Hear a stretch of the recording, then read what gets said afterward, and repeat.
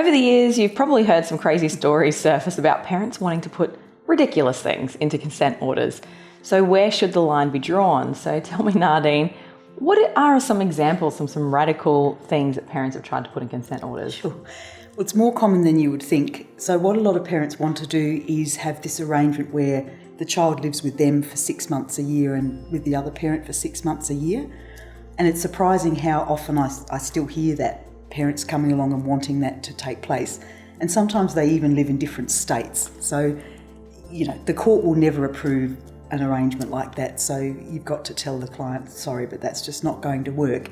And if you think of it from the child's point of view, I mean, that would be awful. Yeah, schooling and everything. Especially changing schools every 6 months, like it just wouldn't work. So that's one. The other one that seems to come up a lot is dogs. I had a mediation yesterday and we talked for a considerable period of time about the dog and whether the dog should live with one parent or the other. And I'm thinking, I thought we were talking about the kids, but it ended up we were talking about the dog. And sometimes people do want to have orders about dogs. Okay. And that's hilarious, it really? Is funny. It is funny when you get all caught up about the family pet. I'm like, just go and buy Let's a not puppy. fight about the children, but, let's fight about the dog. Why don't we just get a dog each? You can have mine.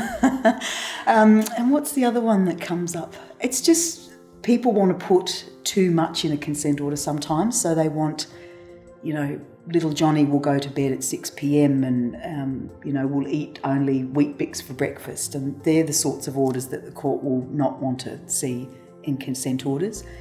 Doesn't mean you can't have some sort of written agreement about those things, and it's probably good to have consistency, but you do it by way of a written agreement, not a court order. Yeah. Hilarious. So how can this make things tough from the child's point of view then, if there are ridiculous things? It's just too much pressure. It's too much pressure, and then, if, as we all know, life doesn't go according to plan, if things don't go according to the consent order, then everyone's unhappy about it. So just needs to be realistic about what sort of things you would put in an order. And it's a court order after all, which if breached has serious consequences. So it's just a matter of being realistic about what's in it. And also the court is only going to approve orders that they think are in the best interests of children. So orders that are silly or that are unworkable, the court's just not going to approve it. Which is a good thing. It is a good thing, yes. Yeah. So where should the line be drawn then in terms of deciding consent orders? Like, what are good things to have in consent orders realistically? Yeah.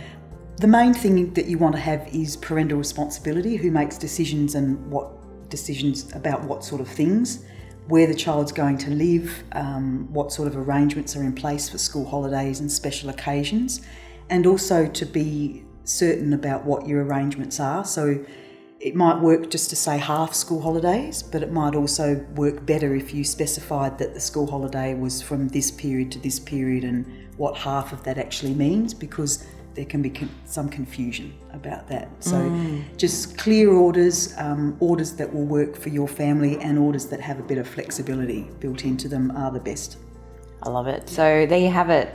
There are certainly some crazy concepts out there, and you may even know someone who has similar stories of their own that have gone through this themselves. So if you're going through a separation and you're looking for a trusted family lawyer to help you through this time, look no further than Collier Lawyers. Nardine and the team are amazing.